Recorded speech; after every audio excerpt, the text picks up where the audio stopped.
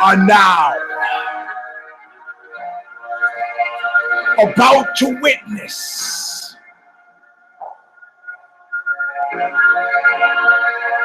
the awesome, crushing might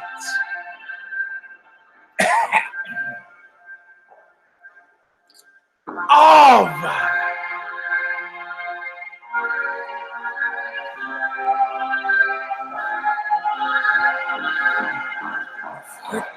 Knuckle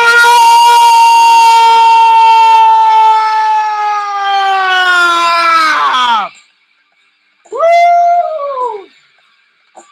Oh man, dizzy, passed out. I'm wobbly. I've not been right, but under the weather.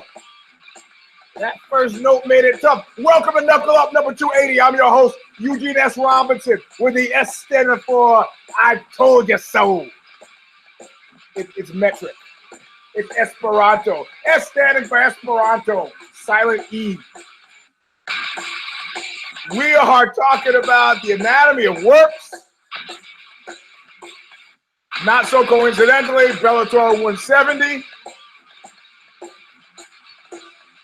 Those fuckheads at Fighters Only.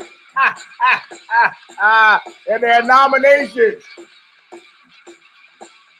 And of course, Nazis. Well, I have this little button here, and this little button, boosh. So welcome to the show.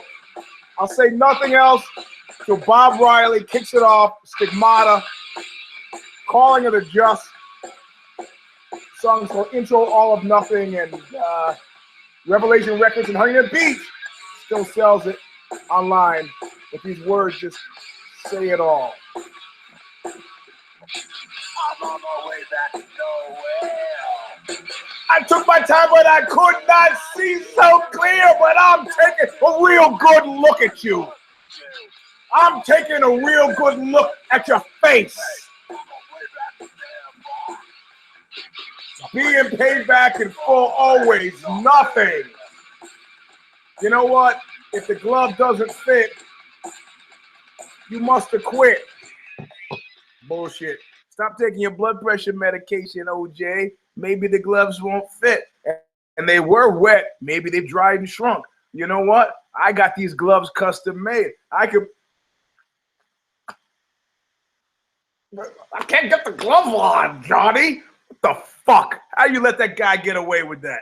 Anyway, this is Knuckle Up number 280. I am your host, Eugene S. Robinson. And as you might have figured out in my act of jujitsu ledger domain, we got Nazis in at the top of the hour. Not even before I even said a single word in the description, at least on the YouTube thing. It hasn't gone live on Bloody Elbow yet. So first of all, I want to preach a little calm, okay? And I want to give you some historical context. You see a cage, you see Big John McCarthy in that cage, you see fighters who you've seen in other cages in that cage, and you assume that the name on the top of the cage is immaterial. There's certain throwbacks that you know, that you recognize, that you kind of like. Oh man, remember the banners? And then remember the shorts? You could have like your sponsors in. That was cool. It was a colorful tableau. It gave you a lot to think about. You know, are you a bad boy guy? Are you a, you know, which color, your team punishment cat and your affliction gear? And, you know, it seemed like more personal and somehow expression, like maybe NASCAR racing, expression of your personality. That, you know, who are you going to attract as a sponsor? Condom Depot. That might say something about you. I mean, I would have put it in the front of my shorts instead of on the rear, but, you know, I know a guy who sponsored a fighter, and he said he learned a valuable lesson. He was talked into it by MC Hammer, who was representing some fighters. The guy said, great, we'll put the name of the company on the fighter's ass. Fighter lost. I said, I don't get it. He goes, he was on his back, knocked out, unconscious. How many people saw my ad? He goes, next time I go for the front of the shorts. I go, you know, a guy could get choked out face down. You never know. He's like, really? I go, never. I didn't say anything. I don't want to hurt Hammer. Don't want to hurt him because he's too legit. So anyway, so this fight last night, the Bellator fight. I want to give you some context. Bellator was something that existed in a fairly significant way, coincident to Strikeforce. Strikeforce grew out of Scott Coker's kind of local promotion in San Jose. That very frequently you could go to the shows and buy some popcorn and holler at the ring. It's mostly kickboxing.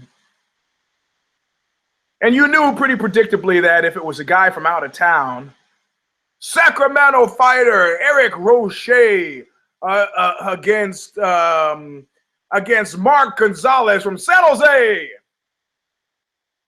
I mean, how many people knew Mark Gonzalez? Maybe Mark Gonzalez has a team in San Jose and his team would show up. Maybe each person on that team sold 10 or 20 tickets, just to help out, just to support homeboy.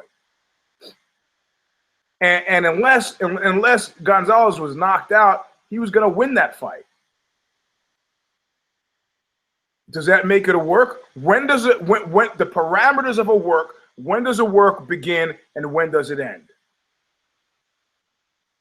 Does it happen like I know happened in Strikeforce days when they were trying to build this stand-up guy named Brian Schwartz, trying to build him up, and he was fighting a cat from North Carolina whose name I conveniently keep forgetting. But of course, you can go to ShareDog, Fight Finder, and type in Brian Schwartz, and you go find the fighter he fought from North Carolina. And he said in the rules meeting, they told him, and you've heard me say this a million times before, not Don Schley, I'm not going to belabor the point. So if you take the guy to the ground, take him to the ground, stand up. He's mostly a stand-up guy. We want to build him, And the guy took him down, and inexplicably, you could see him kind of freeze and realize, oh, shit, I took him down. And he stood up, and he started to do this kind of bravado thing like, come on, stand up, can't stand up. And Brian kind of was wobbly in it, and then he knocked him out. knocked him down. Question is, what I've been saying when I've told that story before is I don't think the guy got his 4 fights. Scott Coker was actually a man of his word. The guy got his 4 fights. Does that feel like a work? I mean, the guy got legitimately knocked out by Brian Schwartz. Brian Schwartz, who may not have gotten off the canvas had there not been some sort of quid pro quo established. Is that a work? Is it a work if you in Apollo Creed fashion take some guy from Sacramento who's got a record of 0-2 and put him against Mark Gonzalez who's got a record of 4-0? Is that a work? A blind mouse could find some cheese, a broken clock, write twice a day. I don't know if that qualifies as a work. Somebody said to me, they said, Eugene, to have a work be a real work, does only the guy who loses has to know. Yeah, okay, I'm buying that. I'm in a tight ship. But this is about institutional will. I'll tell you the pressure that comes to bear, and I'm not going to give you the particulars, but at some point when I was at Random House in an office and was negotiating with them for the publication of my novel called A Long, Slow Screw, there was this thing happening. It was like this encroachment thing. And this encroachment thing took the form of somebody saying to me, somebody leaving the room, and then somebody, one-to-one, saying to me, look, it's called publishing a book. We all have to make concessions. Or this guy who worked for the folks up at Interview Magazine, stopping a 15-year-old Eugene Robinson on the sidewalk and asking him if he was a model. You come up and see Andy Warhol, and you could maybe do some of your posing. You're a bodybuilder. And the guy putting the mash on and finally said, listen, I don't go out of my way for anybody here. You do a little something for me and Andy, and the world could open up for you. Get the fuck out of here. Get the fuck out of here. You know what? Like Terry Malloy said, remember that night you came down to my dressing room in Canelo fight? Remember that, Charlie? I could have been a somebody. Instead of a one-way bum on a train to Palookaville, which is, let's face it, Charlie, what I am. You were my brother. You should have looked out for me just a little bit. When does a fix start? It's not a fucking fix. That's what I'm saying. I'm making a philosophical point from top to bottom. This is not a fix. Why do you think they invent? Do you have any idea? I interviewed, not only did I interview Carl Gotch, but I also interviewed Lou Thez. And Lou Thez was a ripper. Carl Gotch was a pro wrestling guy, king of pro wrestling in Japan, they call him, but he was also catch wrestling god. If you haven't read it in the fight book, you should read the last interview with him before he died. And fuck Jake Shannon, who tried to sue me, tried to get tough with me with his scientific wrestling thing. Fuck that guy. So anyway, Lou Thez said, explained the breakdown of why they invented why they invented fake pro wrestling. He goes, we knew shit and we could really hurt each other. But if you are fighting balls to the wall every night, you can't fight every night. None of these guys who fought Saturday at Bellator 170 could be fighting Sunday at Bellator 171. They could not. And if you don't fight, you don't eat in the old days. So he said, how can we maximize a situation? Now, if you had real animosity with a guy, if a guy got smart in the cage or in the ring in the old days, you might put a hurting on him. But to their shock, I mean, unlike with boxing, where, you know, people were betting serious amounts of money, and if there was a stink of collusion, then, you know, your bets are turning up blank. In wrestling, they discovered something strange and amazing. The public didn't give a fuck. They did not care. They absolutely did not care. Didn't care. It's like, you know, and once they figured out that they didn't care, and the fighters figured out, you know, when I'm training with my dudes, when Ed Strangler Lewis and Lou Thez and Carl Gotch, and the guys are going over to Wigan, over to the Billy Robinson, or going over to Billy Riley's Snake Pit over in Wigan, England. It was like a black belt masterclass. They don't fuck around. You ever see two black belts roll with each other when they're in a mixed belt class? You know what they do? Nothing. No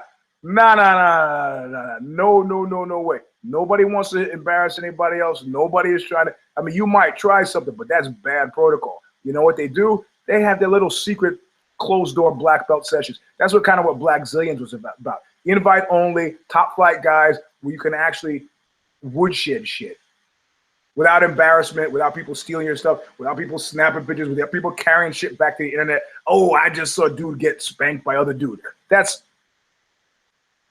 for the fights, you know, they said, okay, you want this one?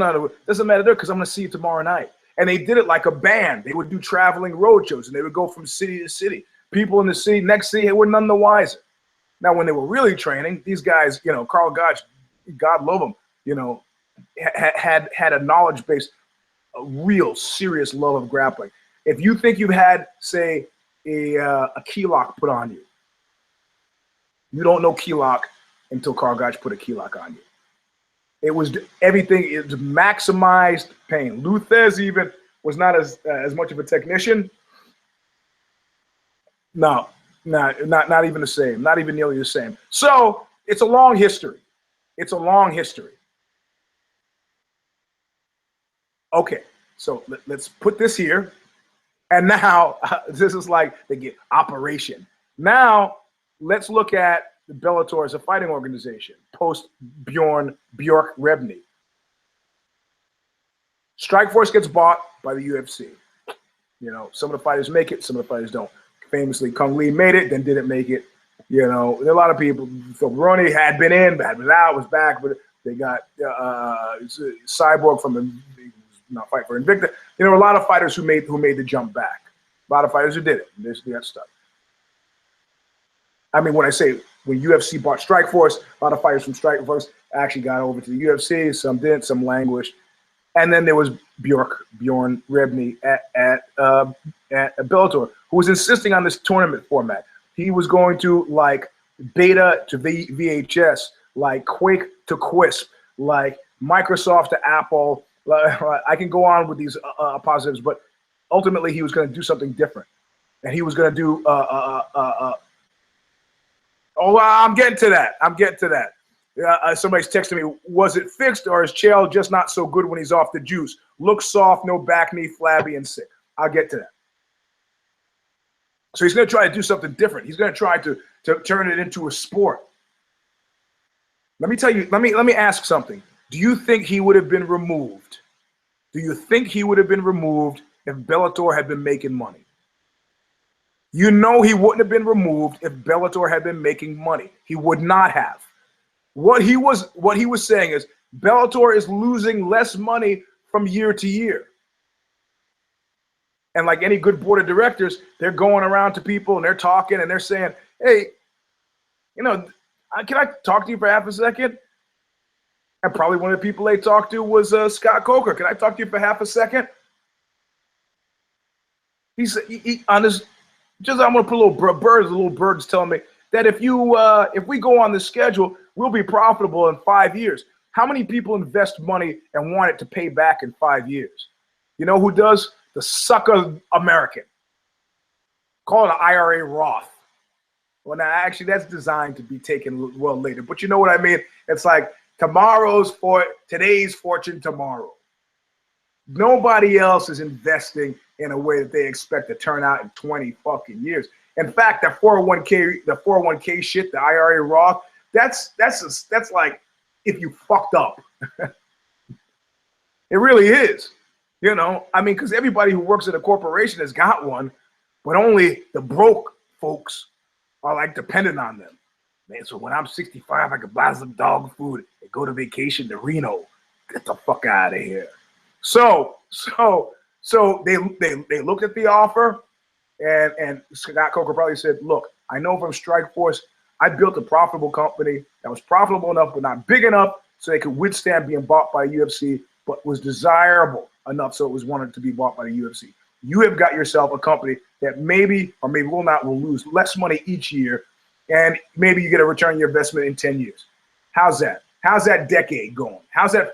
And let's look at the press roundup.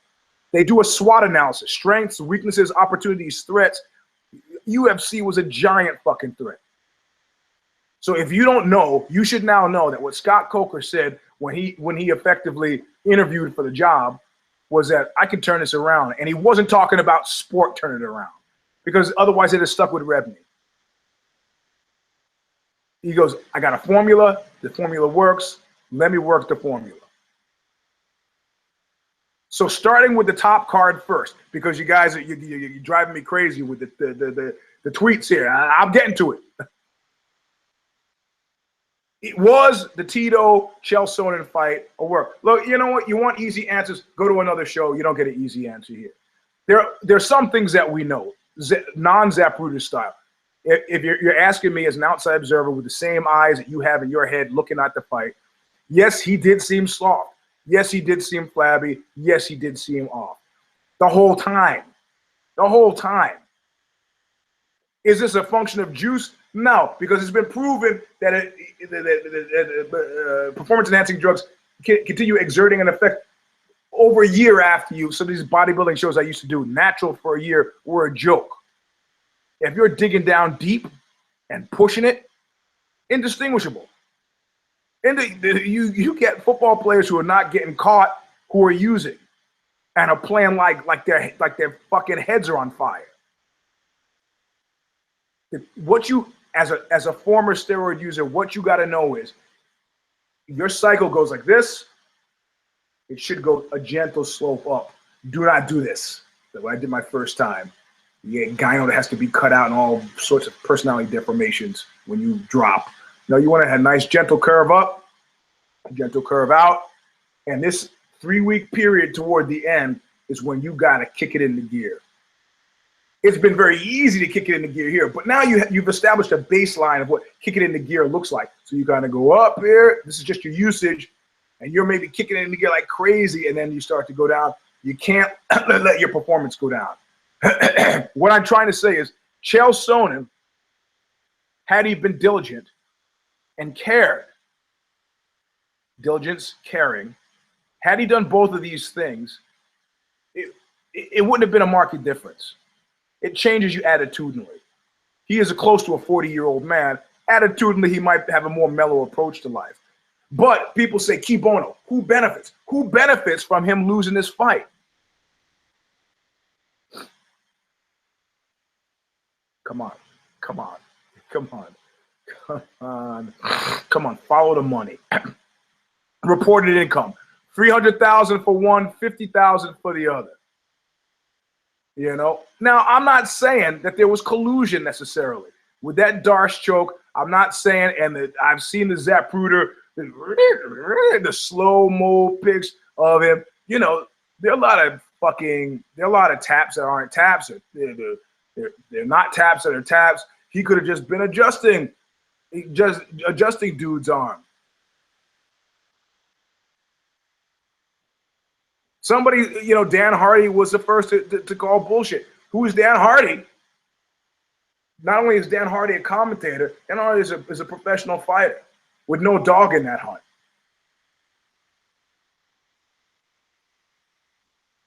It was Tito's last fight. You got to understand, if you think that Chael Sonnen is emotionally investing in that smack talk, you'd be wrong. And the fact that he may have been crying in that video package where he's talking about this is the only thing he couldn't deliver to his father was a championship belt, that may or may not have been legit. But you realize when you're talking to these high-level cats, unless they're completely fucking stupid, you're not talking to employees of Bellator. You're talking to owners of Bellator. I don't care what's on the fucking paper. You got to know that that's the case. You got to know that that's the case. So Tito sails off into the sunset with a win, retires, much loved. Chael says, I really fucked up this fight. I really screwed up. Like he said, the post-fight presser, I talk the talk, and when I'll show up and face you and tell you I was slack, and I'm gonna get better next time. I'm gonna redouble my efforts next time. Against that Vanderlei Silva punk, and then all of a sudden people are buying popcorn and sitting there. Those guys are gonna kill each other. What was it that Johnny Rotten said? Kid Nate always corrects me. I always get it wrong, but you ever feel like you've been robbed? It's not robbery. It's not robbery if you play along. Are you playing along? Were you a watcher of the sport Bellator prior to the Bjork Rebney? Don't correct me. It's Bjork, singer for the Sugar Cubes. She ran Bellator. Were you a fan of that tournament style where relative nobodies would climb the ranks and you would, you know, what that required was that you would have an inordinate love. And this is what Eddie Goldman gets so angry about, that he likes the sport endeavor to be preeminent. For example, if you're into crew, you may or may not know who's on the crew team. You may or may not know which crew team. Maybe the crew team has distinguished themselves with a winning record. But there don't seem to be too many crew superstars. Say, well, Eugene, it's a group sport. It's hard to distinguish. You tell that to the Dallas Cowboys. It's possible to have stars, but you don't, because your love of crew, the boats, the technology in the boats, you know, what happens on the lake, the wind and all. I mean, I don't know enough about it to be able to speak on it. But clearly what's happening is that your interest in the sport is preeminent over your interest in the sporters, also known as athletes. So does it happen with individual sports? Does your love of bowling, is it a superset of your interest in anybody who happens to be a good bowler? Maybe. Because there's technology involved. There are balls, there's shoes, there are lanes, there's techniques. I mean, you could make those claims with fighters to a certain degree. But when you heard people cheer for Chael, they were cheering for the bad guy. And when they cheered for Tito, they were cheering for the Huntington Beach bad boy. They don't write that shit in their taxes. When their mother's calling for Thanksgiving dinner, they don't ask, hey, Oh, here's my son, the American gangster. It's fucking entertainment, people. Please, God, do not be betting money on this. Can I bet money on any of it, Eugene? Yeah, I feel safer about the UFC offering. I feel safer about it. And it's confusing. It's confusing because, you know, who benefits? Or something they just announced, Rampage and King Mo 2. King Mo's lost a couple, right? Lost a few steps going into it. Is that a fight anybody wants to see? Yep. What they say, all politics is local. Entertainment's local, man. It's local. That's what they're finding out with this inaugural stuff. You might go do your shit in Washington, D.C., if you're Jennifer Holliday, but you got to go to some place called home. You got to walk through airports. You got to open your fucking emails. You know? So I'm sorry. I'm sorry if it feels bad to have the sports side of it cheating. If you want legitimate sport activity, go to ones that are so fucking niche and so arcane and confusing that the people are really there for the love. That nobody's even figured this shit out. So that's why they're there, because it's like tri-level chess or curling. There are no curlings. There might be a few curling stars. I don't know who they are, but I guarantee you that the game is so labyrinthine that you're not gonna whatever. Nobody's gonna figure this shit out. So I'm sorry. You know the only protocol that was breached by Dan Hardy. You know, it's like me standing up in a movie theater and going, "Oh, I'm sure." You give that guy a red cape and he can fly? Come on, people. It's wires. They're wires. You know what they're going to do? They're going to tell me to shut the fuck up and get out of the theater. It's called willful suspension of belief. Spider-Man was bitten by a spider and can jump off the Empire State Building with threads that come out of his arms. Cool. Chael Sonnen cannot. Look, I'm not saying this stuff off I'm not making this shit up. What do my spies tell me? They tell me that Chael was not really training that hard. You know, under what circumstance would a guy not really train that hard, do you think? Why wouldn't you train very hard? He goes, "Oh, it's a free fight?" No.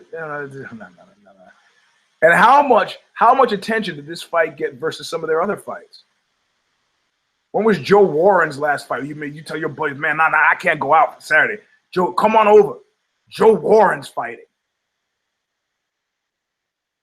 And they had a bit of bad news with the Brett Rogers thing.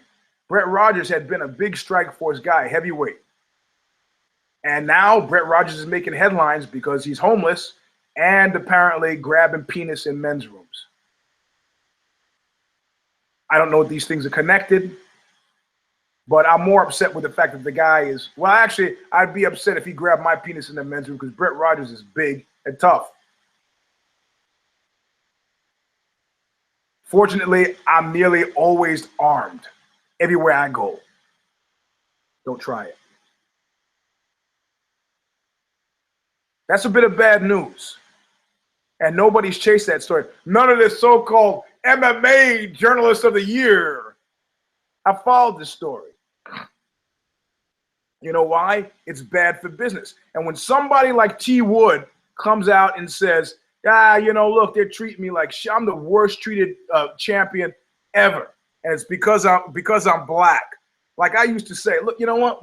When I would fight tickets in court, and I go in with a long list, the old computer scrolls, I print it out on my dot matrix printer so I could roll it out. And I'd say to the judge, I'd like to show you a list of my most recent stops, and these cover March to June. And I would roll this thing out dramatically. And it'd be like 37 stops in 6 months. Not a single ticket given, except for the one that I was now fighting against. And I said, I'm not going to say that these tickets are driven by racial animus. I'm not going to say that at all. I'm just saying it's probably highly out of the ordinary that a single person would be stopped 37 times in 6 months. I've listed all the reasons I was stopped. Rubber hanging from the vehicle. They thought I was lost. They thought the car belonged to someone else. I've told my kids, I've raised my kids, this is never in my mind, this race thing. There are dozens of reasons to fucking hate me. If you want to put that I'm black there, so it doesn't make a difference to me.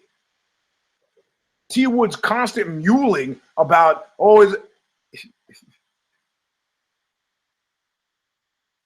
it doesn't mean he's not right. And to prove it, I just retweeted this thing that one of you tweeted me.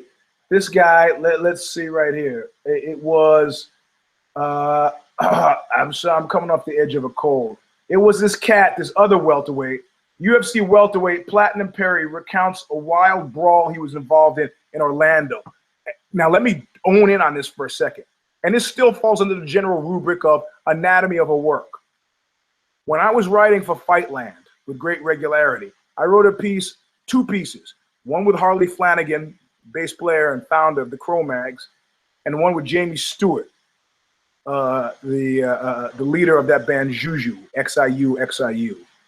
And both of these pieces got held up. And I'm like, Jesus Christ, these are good pieces. 1, I want my money. 2, these guys are friends of mine. I got them, they're, you know, I told them we're gonna do the piece. I got photos from them. What's holding them up? And I'm hearing the stuttering, muttering, hemming and hawing. And finally they go, look, there's just a little too much stuff on street fighting. I go, whoa, what? I'm writing for a section called Fightland.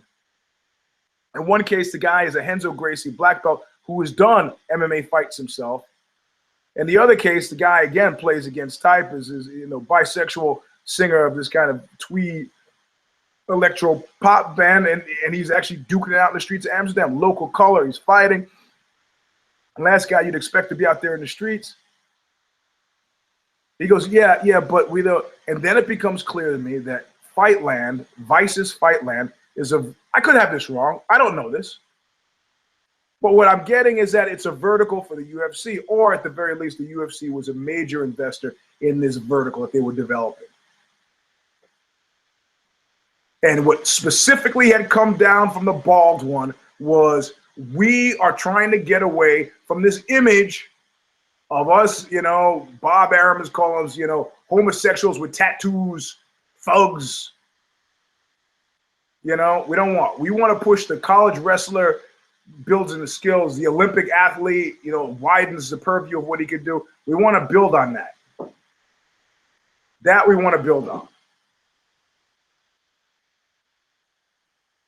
We don't want to talk about their street fighting. We got enough problem with these guys with the DV, the domestic violence thing, just being kind of hellheads and out there, DUIs and fighting at clubs, that kind of shit. We want to soft soap that. We want to get around it.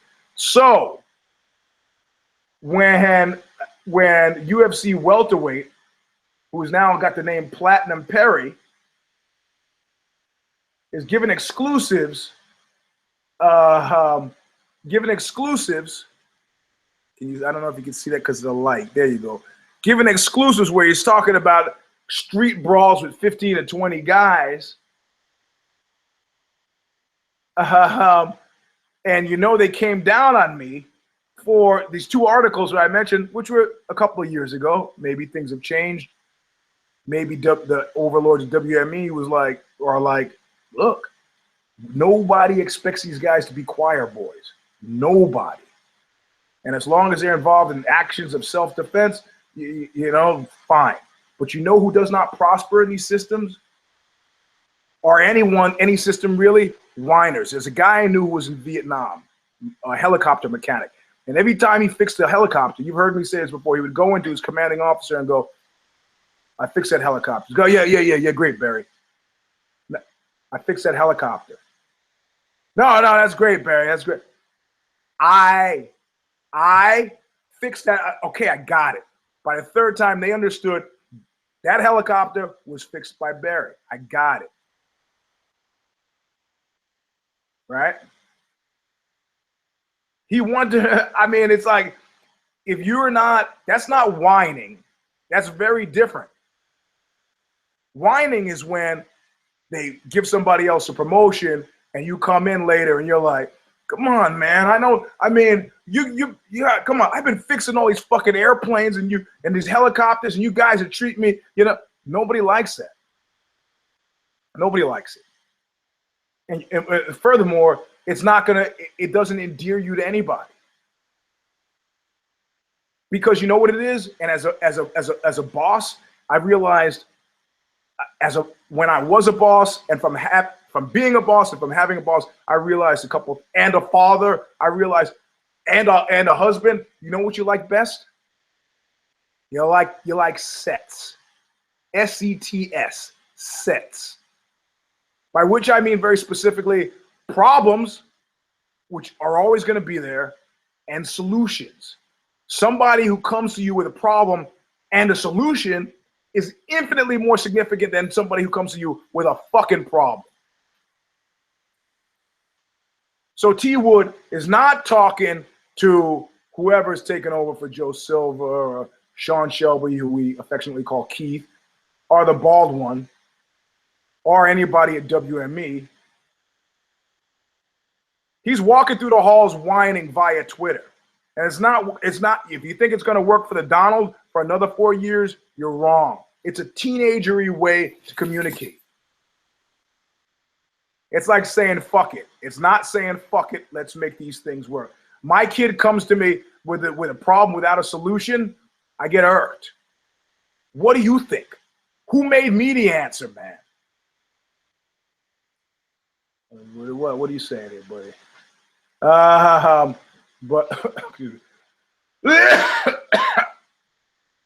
So T Wood is complaining. It may be that you're just a whiny bitch and people are fucking sick of it. You gotta come, you know, I kicked the guy out of here.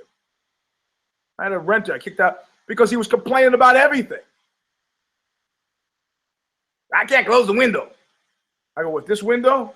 I close it. Well, I'm not a maintenance man. The sink is leaking. Turn the water, look underneath. There's no water there, Ray. Hey, I'm not a plumber. You know what? I hated that fucking guy. Hated him with a passion. So T Wood, what you got to do is you got to say, hey, you know what? Hey, how about go out and make your business? The UFC has just created an agora, a marketplace for you. That's what corporations are, a collection of people formed together to do some shit. You know what I'm not doing? I'm not waiting for people to recognize me. I'm the pushiest guy ever. What do you think Steven Quadros won't talk to me anymore? Whatever. It's plates and sausages. You know, whining about having 2 sausages on your plate is not the same as getting sausages on your plate. They're not putting more sausages on this plate because this plate is black. Maybe at the end of the day, you're doing nothing to get more sausages on the plate. So if Chael Sonnen, part owner, not unemployed, an owner of Bellator, has made a tactical decision that his scheme, which is I think how you pronounce it, S-K-E-I-N, is better played out by losing this fight, then what the fuck? It could have happened that he put the darts on and he felt the fingers and was like, oh, he's about to pull it off and I could just switch easily to the back. We've seen fighters not take the when Matt Hughes had Hoist in an arm bar, let him go. And it was such an obvious way he said, oh, look, I didn't want to be the guy who breaks the arm of a legend. In regards to whether the choke was legitimate, I think people are looking at it the wrong way. Tito's a strong guy. He was leaning his chest in. Yes, it was across the face.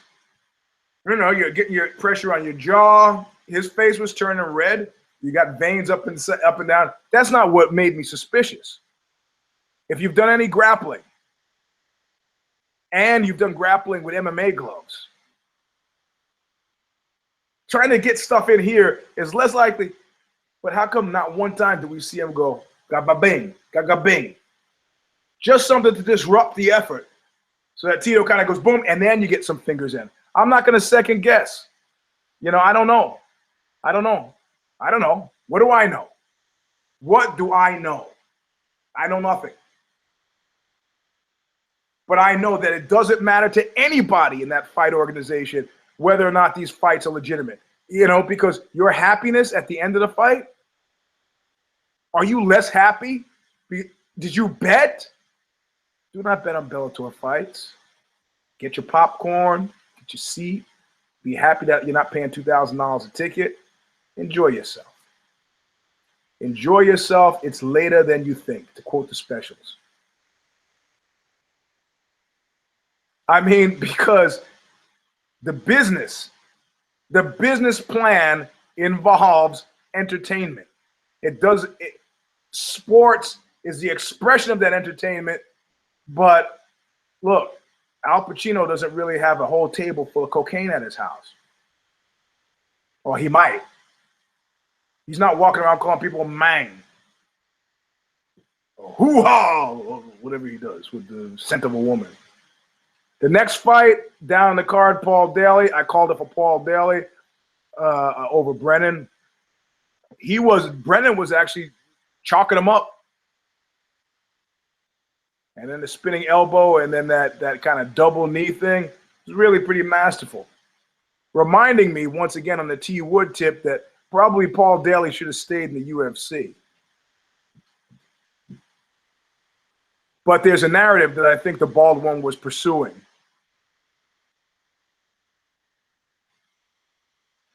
You know, I mean, so after the bell, he took a shot at Josh Koscheck. Nobody liked Josh Koscheck.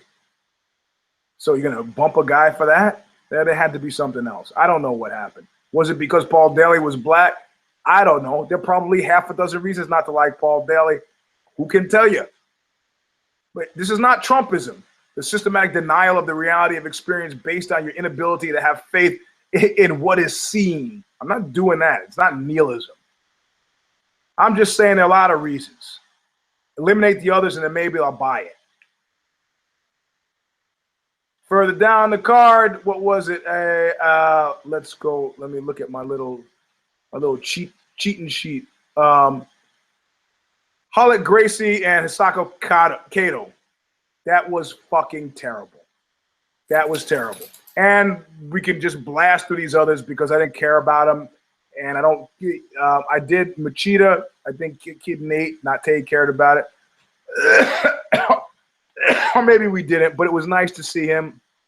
And then, of course, friend of Knuckle Up, Colleen Schneider, was scheduled to be the fifth fight on the card, got somehow bumped. She missed weight. There was some story about why she missed weight. I don't know what the story is, but they put her on after Tito in Chael. So consequently, nobody saw it.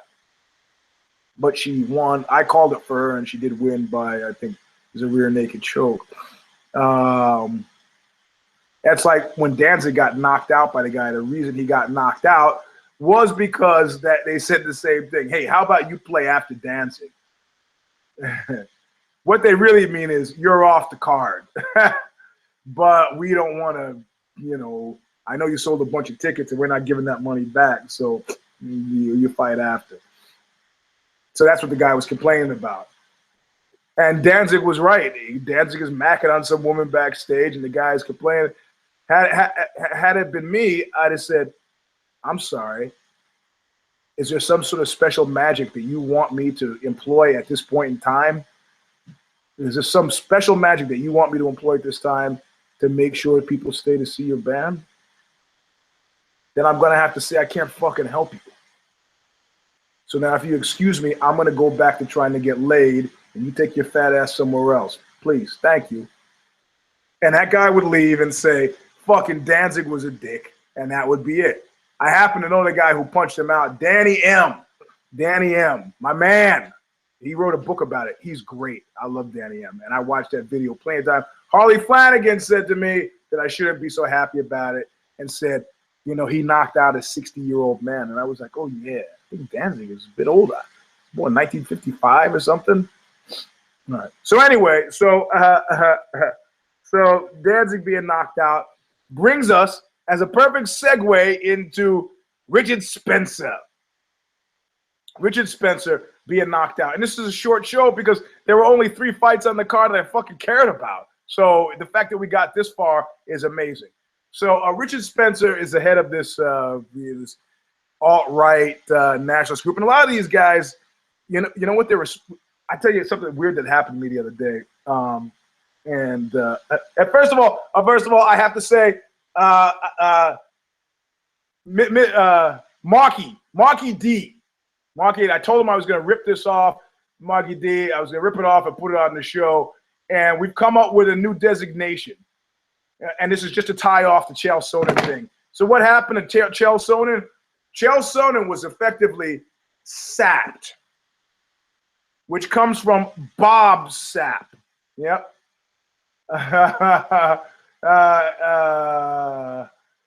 Is that getting people? Yeah, that's pretty much what he described.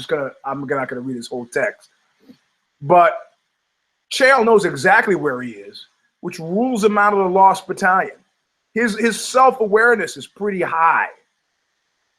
He's not in the game, so he can't be lost in the supermarket where he's like hoping that he's gonna get some kind of push. He's not Dark-Starred or Major Tom. He's communicating directly with Houston. He's sapped, as in Bob sapped, which is got to make that money. Bob Sapp in Japan has lunch boxes, is a celebrity, walks down the street, gets mobbed. Bob Sapp will get into a fight and tap out in 30 seconds with not the slightest dint of shame. Sapped.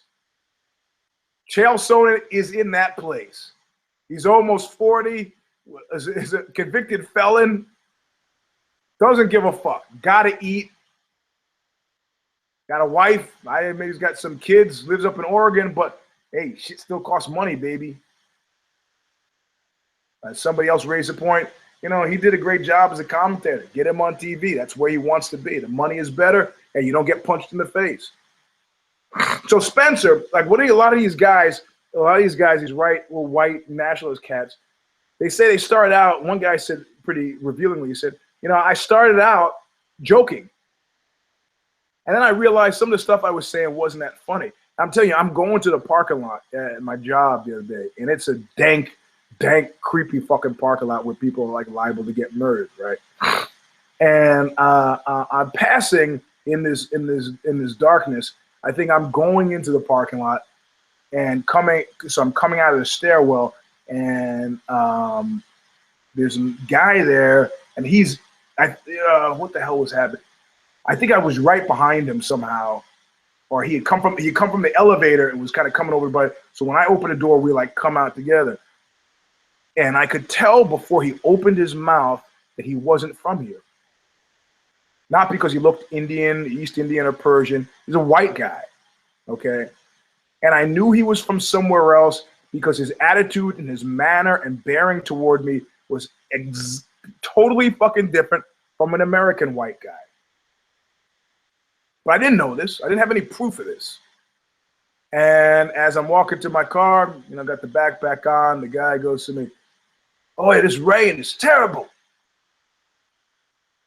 Ah, he's British. That's what I say. You can get a British guy. I mean, I love walking down the street in Britain because if you don't like black guys, that's okay. If you like black guys, or if you're just a guy and a guy, it's okay. There's not that weirdness. Fear-based weirdness. You can say, well, there's no guns in the ghettos. I mean, I guess maybe that could be the case. In England, if you are not in a neighborhood known to be a bad neighborhood, which are not in the urban centers, you largely have nothing to fucking fear. So I'm walking down the street in London, And walking past the white guy, and the white guy, his little internal computer is like, yeah, newspaper stand, yeah, bus, oh yeah, yeah, food, black guy, fire hydrant.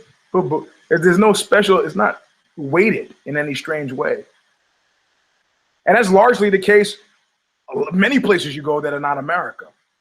But in America, there's this fear. It's this white nationalist thing. It's like, God damn it, I'm tired. Gavin McInnes, who used to start Vice, I think it was the same thing with him. He's like, he's an old punk rock guy. How did he end up in the alt-right? How did he end up there? He's like, I'm tired of being afraid. I'm tired of having this fraught interaction with black cats where, like, I can't say something. I'm giving you Gavin's line. I can't say something because I'm on fucking eggshells and I gotta fucking do, and I gotta boom, I'm done. These are just words. I'm not out in the street hitting anybody. You hear the word nigger 10,000 times in a song. I'm doing Gavin right now. 10,000 times in the song, but I happen to say it and somebody wants to kick my ass. Fuck you guys. That's so you have these guys, these are men under 30 who are in this, you know, like one of the commenters is anti-Semite, you know, kike this, kike that, kike this, kike that. It's like, man, this is a dead game. It's a dead game. And indeed, these guys are all nostalgists. There's nothing that seems to me quite as pathetic as some guy, Sig Heil. When he, you know, without the Marshall Plan, man, there'd be lots of guys sitting around fucking selling their children in piles of still smoking rubble, going, Sig Heil, we killed 12 million people. Ah.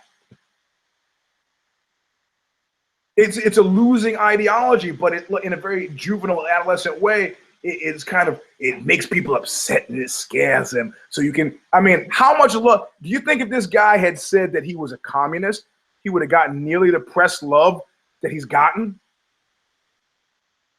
Maybe he dislikes Jews, maybe he doesn't. Maybe he doesn't even know any Jews. Maybe when he contemplates John Peters at Paramount Pictures or Summer Redstone, he goes, the fucking Jews, they own everything. Ari Emanuel, WME, he owns it, the fighting, he owns everything. Jews own, but that's just an abstract. It's a class issue in abstract. No. He's riding, he's doing the same thing. He's right, entertainment, sport entertainment. He's chasing a Q rating. And his Q rating has every ABC News talking to these, talking to these, talking to talking to. And he's standing on the news describing his fashion apparel. Oh, you like my frog stick pin? Well, this is a white national. Look, if you live in fucking Montana, my old bass player and whipping boy, Sam Smoot, I was like the first black person he had ever talked to. Sam Smoot was a good guy. It would have been very easy for Sam Smoot to have strange ideas. Have you ever met anybody who was Corsican? So right now, if I told you some shit about Corsica, how it's like the Corsican mafia is one of the craziest fucking mafias in that part of the world, forget about the Sicilians. You might believe me. And I might be right. I am actually right. But, you know, so he's standing in the thing and he's talking about his thing, and somebody from the black bloc just got bing. And what I loved about it the most was that the hand lingered for long enough so everybody could see white guy. And dude kind of stumbles off and he goes, oh, it's okay. I'm good at taking a punch. Oh, really? Well, get good at taking a lot more, sucker. Because you forgot what made the Nazis successful. Organization, numbers, and freedom of the street. These things. Freedom of the, that was one of their phrases I loved the most. Oh, wait, just get freedom of the street. This guy is standing alone describing his fashion choices and gets punched in the face. You know, I mean, look at that. The head of the fascist party in Greece was on a newscast and got into a cross words with a newscaster and jumped across the table and slapped her in the fucking face. This guy had multiple assault arrests for street scuffles. This former football player with a stick pin and a Deaf Heaven haircut, fuck that guy. People say, well, you know, it's not nice to sucker punch. Let me tell you something. If you've ever been in a street fight, there's one thing that I decided to call ramping that happens. And most fighters don't have it. If you're a fighter, if you're a professional fighter or been trained and casually as a fighter, you don't have it, you don't do it. And the ramping thing is when you use words to create an entree into physical violence. Because for most people to go from just sitting around to physical violence is very strange. You know, fuck you, man. Fuck you, man. No, fuck you, man. No, fuck you, man. Oh, fuck you. Yeah, I got it. And they escaladio. They build, and somebody takes a swip, and then they spend more time yammering than they do actually striking. But people who fight, and I don't, you know, I'm an old man at this point. I shouldn't be out there street fighting. But the last street fight I got into was in Belgium, and it was about 3 years ago. You know, and I'm face to face with a guy, and I'm like, just talking like this. I said, he's bugging me in the middle of a show. And I step off the stage and I say, look, you got to shut the fuck up. And the guy goes, hey, whatever, man. I go, you know what? Is it your decide if you look, I got to get back on the stage and finish the show. But if it is your desire to strike, it is your desire for me to strike you, could you let me know now so I can get it out of the way and finish the show? God goes, do whatever you got to do. Bing. Down, out for the count. And I can get back on the stage and I can finish the fucking show. This guy had no organization either. I wasn't angry with him. I just need to get the show done. So, you know, that was a tangent. I'm dying. So Richard Spencer said, Eugene, do you feel bad that this guy was sucker punched? It was violence doesn't solve anything. But the language, Richard Spencer's language has been exceedingly violent. And I call it ramping. The Nazis' language was exceedingly violent, though it was cloaked with, you know, well, these people work shy individuals, these malingerers, these idlers, these, you know, we want to give our men freedom of the streets. The language is extremely violent. The extirpation of European Jewry. Those are very nice big words. But the meaning and the intent was always extremely violent. Most religion ultimately resolves itself in the same way. So though he has a nice Deaf Heaven haircut, goth new wave, whatever you want to call his haircut, he's a guy sporting, high and tight, favored by neo-Nazis and white nationalists. And he's describing his frog pin and standing tall and white and proud. Why not? You're white. Be proud of being white. You know what? I told somebody once, somebody said, hey, Eugene, rumors about Rollins being gay, blah, blah, blah. Wouldn't it bother you if there were rumors about, hey, man, if I like to suck dick, I'd be telling people every day that I like to suck dick. What do I care? I don't give a fuck what you think. Be happy about who you are, no matter who that is. And we like each other representatively. So, you know, part of my shtick, I'm a black guy. This is in for a penny, in for a pound, love it all. Am I proud of being black? I don't especially think about it, but I'm proud to be who I am, and part of who I am, as represented by these different facets of my person. I'm black. You're white, be proud of it. Why not? I'm really happy being me. You should be happy being you. Got it. But the other language that he's using, very specifically connected to Jews, is fucking violent. And you open up that door, like we talk about with the fights, if we open up that door, shit comes in and shit goes out. It's a two-way deal. it's a mark of how civilized Americans are that this is the first time he's been fucking hit. And it seems out of control. Look, people gave me a hard time for slapping that guy at the show in Belgium. They ganged up on me afterward, even people who I knew and liked. And this guy was known to be a show disruptor. I said, this guy came to a party at your house and started fucking shit up. What would you do? Well, I would ask him nicely to leave. And you know what? I'm an educator. Preaching, teaching, and sharing and caring. And in this instance, I'm going to do a job that a parent should have done. I never hit my kids at once. I talked to that guy before I hit him. Most people I've hit in the last 10 years, I've told them I was going to hit them before I hit them. They had ample opportunity to make that interaction go some other way, any other way. But they chose not to. So Richard Spencer, do I feel bad that he got hit?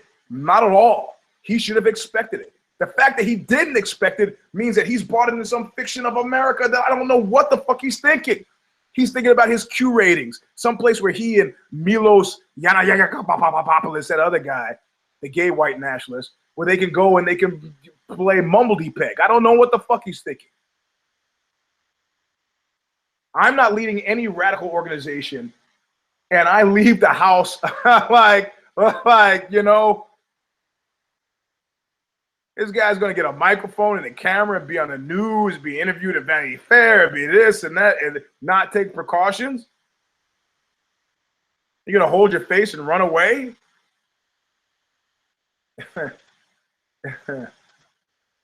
It's a ragtag band of disorder. You guys in the comments, oh, don't be scared. They got no organization. They got no guts. They got nothing. They just guys who get punched in the face. Good luck with all that sig heiling. You can scare some grandmothers. You know, give me 10 guys with baseball bats, and then we got something. Oh, we don't want to. We don't want to deal. Okay. Anyway, it's all theater. It's all entertainment. Keep yourself safe. Wise the fuck up. Do not bet on Bellator. Enjoy it for what it is. Get your popcorn. Sit, Coke, whatever. I'm not saying drink soda, but you know what I mean. Enjoy it. Can't take this stuff too seriously. It's later than you think. And that's the end of the show. It's I went 59 with 62 minutes. I gotta go. I got shit to do. So thank you for listening, all 84 of you. I wish Kid Nate told me how to watch the live comments while this thing is going on. I'm old. I still haven't really figured out how to do that without crashing everything. But thank you for listening. We come up later on in the week with If I Did It. We got a juicy one this week. A juicy If I Did It. I think typically we've been doing it Tuesday night at 7 o'clock West Coast time. Wherever you are, adjust it. And then there'll be a care don't care maybe if there's a fight next weekend. If there's not, I'm contemplating whether to do the San Jose Open or not. I'm still really pissed off with the IBJJF. If you're inside the jiu-jitsu community, you know the rules changes have once again deballed, declawed, denuded the sport, or neutered the sport. And as it is, I'm fighting 1 or 2 guys in my category because, you know, everybody drops dead after the age of 50. So I'm thinking of skipping it, but I may do it next weekend. I haven't decided. And I'm still steamed about them. It's an old show thing. Anyway, thanks for coming. This is round number 280. Countdown has begun. We'll see you next week. Sorry, I'm dying here. Look what you made me do!